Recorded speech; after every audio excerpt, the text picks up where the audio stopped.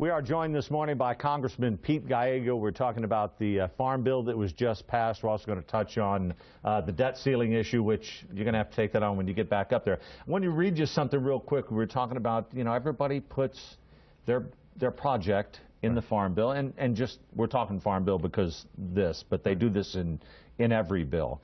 The farm bill itself is 949 pages long. It's laced with what the Cato Institute called pork projects, points out the Ag Department's $17 million catfish oversight program. The FDA has an almost identical program, which costs about $7 million a year. The creation of a national Christmas tree board, which will be funded by a 15% tax on every Christmas tree sold. $1.5 million for the production and market of sheep and sheep products.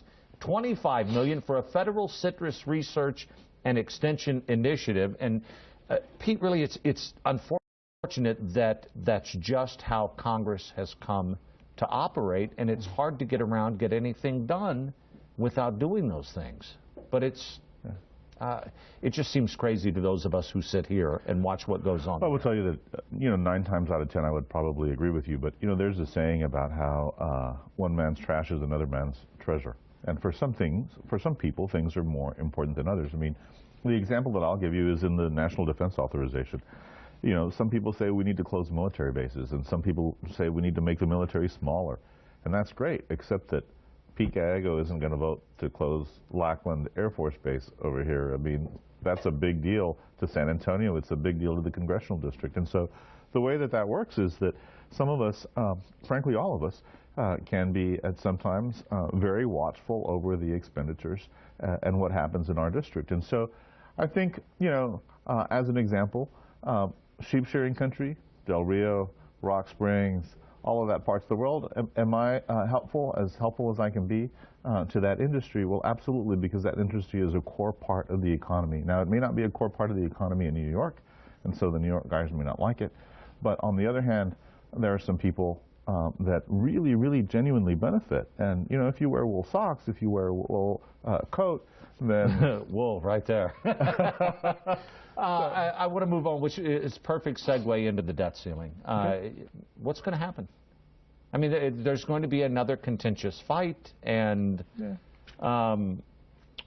something will get done, particularly, I think, because we're coming up on midterm elections. I think something gets done. I mean, look, I will tell you that people have gotten the hint, and people understand that the electorate is unhappy. It used to be that people liked their member of Congress. They just didn't like the rest of the members of Congress. And now all of the members of Congress understand that they're all under a microscope. They don't like any of them now. And so people are making a concerted effort to be more reasonable and to come together in the middle. And some people are going to like these compromises. The Farm Bill, frankly, was a huge compromise for a lot of people, where a lot of people came together.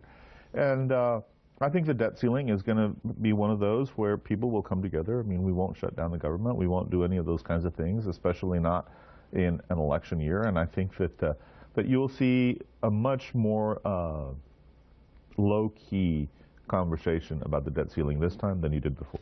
Because it's a midterm election? Do you think that's the reason, really? Oh, there's no question in my mind that all of that, I mean, there's some people that all they think about is the next election. Because it's done on every 2 years. And so, some of us are more interested in that than others. I mean, for me, I've never been one of the guys that's so busy trying to keep my job that I don't have time to do my job. That's just not how it works. I got to be honest, you seem like you're having fun with it.